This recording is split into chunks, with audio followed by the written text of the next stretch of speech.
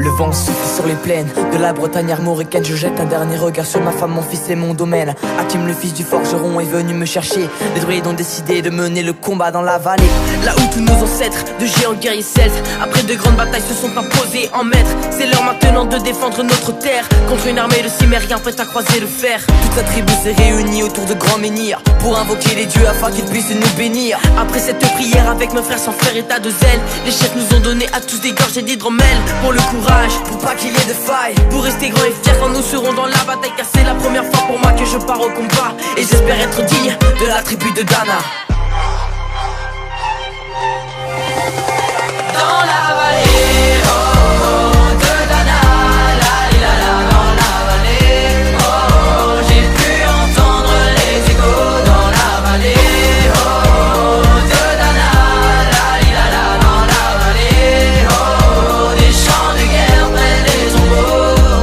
Après quelques incantations de druides et de magie, toute la tribu le glaive en main courait vers l'ennemi. La lutte était terrible et je ne voyais que les ombres, tranchant l'ennemi qui revenait toujours en surnombre. Mes frères tombaient l'un après l'autre devant mon regard, sous le poids des armes que possédaient tous ces barbares. Des lances, des haches et des épées dans le jardin d'Éden, qui écoulait du sang sur l'herbe verte de la plaine. Comme ces jours de peine où l'homme se traîne à la limite du règne du mal et de la haine. Fallait-il continuer ce combat déjà perdu? Mais telle était la fierté de toute la tribu. La lutte a continué comme ça jusqu'au soleil couchant, de férocité extrêmement plus d'acharnement. Fallait défendre la terre de nos ancêtres enterrés là, et pour toutes les lois de la tribu de Dana.